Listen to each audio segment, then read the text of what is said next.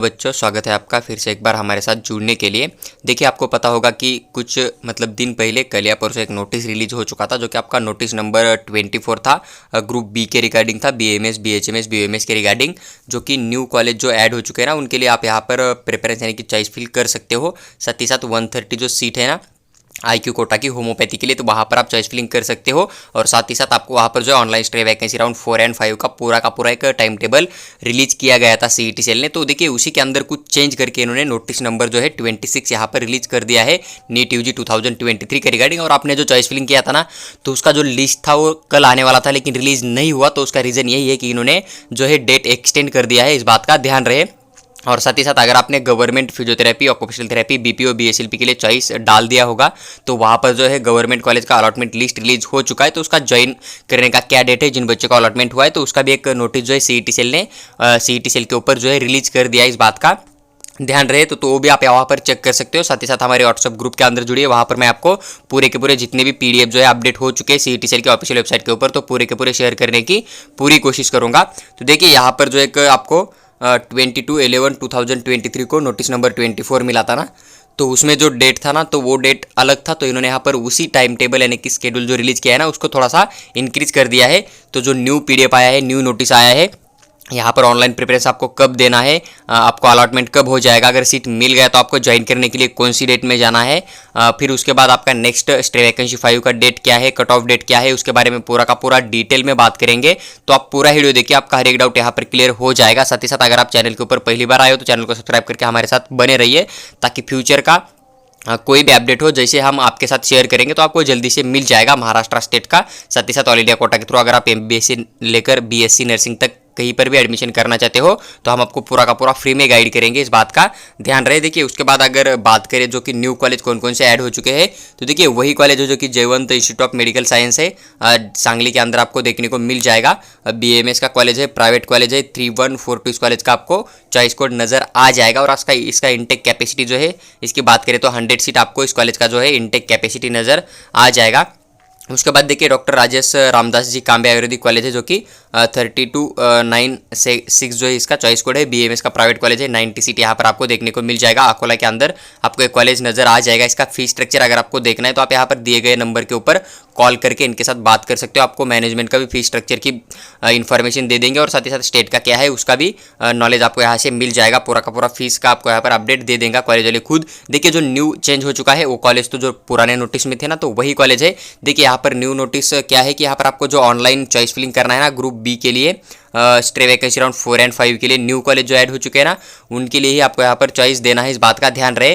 तो 24/11/2023 जो है ना, तो 1 PM टू 8 PM तक आप यहाँ पर जो है चॉइस फिलिंग कर सकते हो, इस बात का ध्यान रखिए। डेट देखिए इस चॉइस फिलिंग का दिया है इन्होंने, तो 12 PM से लेकर आप यहाँ पर जो है 8 PM तक अपना चॉइस फिलिंग कर सकते हो, इस बात का ध्यान रहे।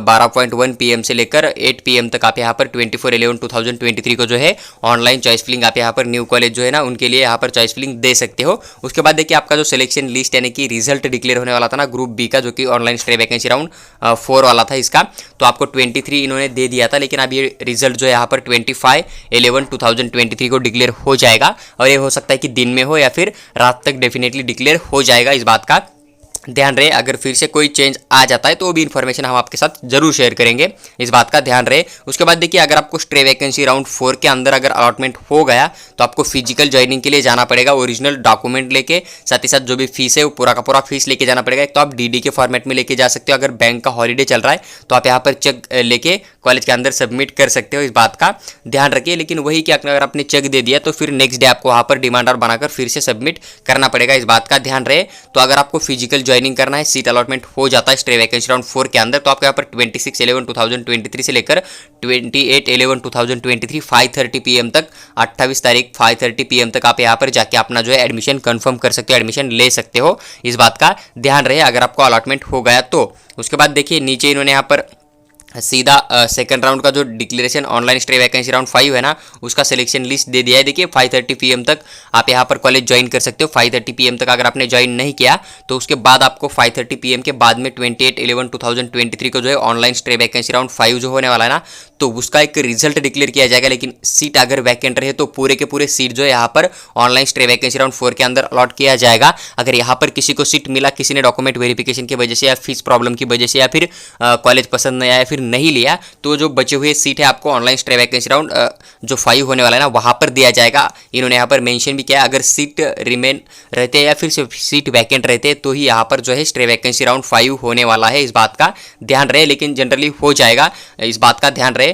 तो 28/11/2023 5:30 PM के बाद में जो है आपका ऑनलाइन स्ट्रे वैकेंसी राउंड का रिजल्ट डिक्लेयर किया जाएगा। उसके बाद देखिए अगर आपको 28 तारीख को जो रिजल्ट आएगा ऑनलाइन स्ट्रे वैकेंसी राउंड 5 का, यहाँ पर अगर आपको अलॉटमेंट हो जाता है तो सेम आपको फिजिकल ज्वाइनिंग के लिए जाना पड़ेगा, ओरिजिनल डॉक्यूमेंट लेके, जो कि फीस है आपका DDI चेक के फॉर्म में आप दे सकते हो। नेक्स्ट डे आपको फिर से वही DD देना पड़ेगा अगर आप चेक देके एडमिशन लेते हो तो इसके लिए डेट क्या है, 29 से लेकर 30/11/2023 जो है आपका 5:30 PM तक आप यहाँ पर जाके जो है अपना एडमिशन ले सकते हो। इस बात का ध्यान रहे, अगर आपको स्ट्रे वैकेंसी राउंड 5 के अंदर अलॉटमेंट हो गया तो आपको फिजिकल ज्वाइनिंग के लिए 29/11/2023 से लेकर 30/11/2023 अप टू 5:30 PM तक कॉलेज ज्वाइन करना पड़ेगा। इस बात का ध्यान रहे। साथ ही साथ देखिए जो कट ऑफ डेट दिया है ना एडमिशन कोर्स के लिए BAMS BHMS BAMS group B as per the central counselling, तो आपको 30/11/2023 यानी कि आपका जो कट ऑफ डेट है 30/11/2023 ही है। इस बात का ध्यान रहे, इन्होंने कट ऑफ डेट के अंदर कोई भी चेंज नहीं किया है। इस बात को आप थोड़ा समझ लीजिए। देखिए यहाँ पर कुछ इन्होंने